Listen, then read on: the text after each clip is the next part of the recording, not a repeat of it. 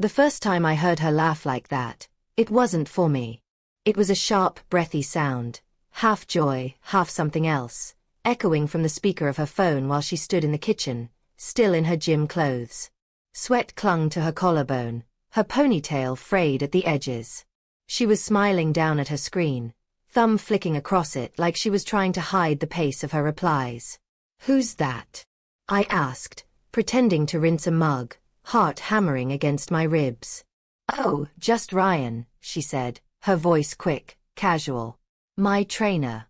He's helping me stay consistent." Ryan. She said it with the ease of someone who'd said it 100 times before. It started small, the way betrayal always does. A name dropped into casual conversation. A text answered a little too quickly. A laugh that didn't belong to you anymore. At first, I told myself I was being paranoid. After all, Emily had always been disciplined, fiercely committed once she set her mind on something. Fitness was just her new obsession. She'd come home flushed, energized, sometimes humming. She even looked happier. And wasn't that what I wanted? A happy wife. But happiness shouldn't sound secret. 3 weeks later, I found the photo. It was buried deep in her gallery, sandwiched between progress shots of her workouts. Abs tightening, shoulders more defined. In it, she was standing beside a man. Tall, broad-shouldered, eyes like a storm brewing just before rain. Ryan. He had his hand on her lower back. Too low. And she wasn't pulling away. My stomach twisted. The air went thick. I stared until the edges of the screen blurred, until my reflection in the dark glass looked like a stranger, some man caught between fury and disbelief. 4 hours, I said nothing. That night, she came home smelling faintly of cologne. Not mine. "You look tense," she said, leaning against the doorway. I almost laughed. "Just tired." She crossed the room, kissed me lightly on the cheek. "You should come to the gym sometime. Ryan says couples who train together." "Ryan says a lot of things, huh?" She froze for a second, barely a flicker, but it was enough. I saw the calculation in her eyes. The quick recentering.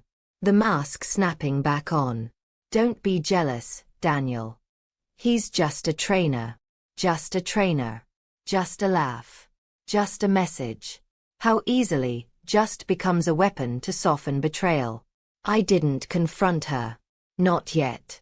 Instead, I planned something colder. A few clicks online, a little sleuthing, and I found his social media. His carefully curated grid of muscles, meal plans, motivational quotes.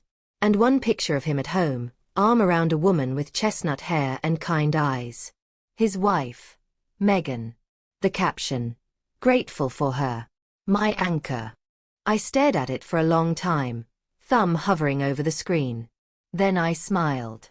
If Emily wanted to praise her trainer's attention, I'd show her what attention looked like. The next morning, I ordered a thank you basket. Expensive chocolates. Scented candles. A small note written in my neatest handwriting. "Thank you for sharing your husband's attention. Emily speaks very highly of it."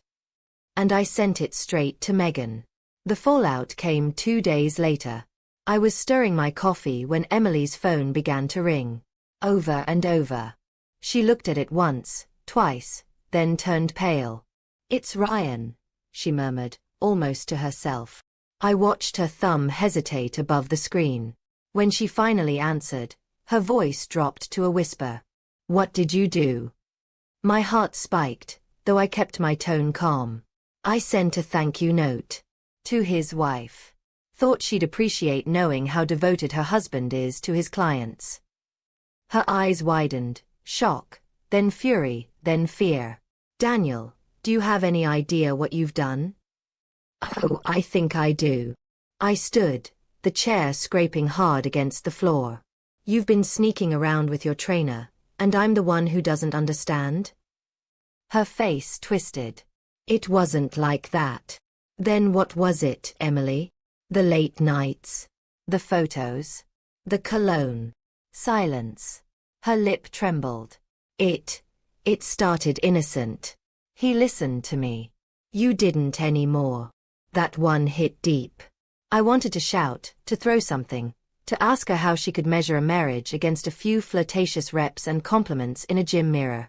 But beneath the rage, something heavier sat. Shame. Because part of me knew what she meant. I hadn't been listening. Not really. Not for months. The phone rang again. This time, she didn't answer. When she finally spoke, her voice was hollow. Megan showed up at the gym. There was a scene. Good. No, Daniel, you don't get it. Ryan's losing clients. The gym's investigating. He's blaming me. I stared at her. Blaming you? For getting caught. Tears welled in her eyes. I just needed someone to make me feel seen again. And there it was, the truth that cracked me open more than the cheating itself. Because I remembered her, standing at the sink, exhausted, unnoticed, reaching for connection in small, desperate ways I'd overlooked. We'd both been starving. She just found a different table. That night, I couldn't sleep. The house felt like a ghost of us, photos on walls, laughter trapped in frames. I kept replaying it all. The laugh, the picture, the touch. The way I'd retaliated not with honesty, but vengeance. Maybe betrayal doesn't end when you expose it. Maybe it just changes form. By morning, the silence between us had grown unbearable. She was sitting at the kitchen table, eyes red. Megan messaged me, she said quietly. She wants to meet. Woman to woman. I didn't ask what for. Instead, I nodded and walked past her to the door, pausing only once. Emily. I sent that basket because I wanted you to feel what I felt. Powerless, blindsided. But now I just feel empty. She whispered. I'm sorry. So am I. A week later, I saw a post from Megan. A picture of a basket, my basket, captioned. Sometimes, the truth comes wrapped in ribbons. Here's to new beginnings.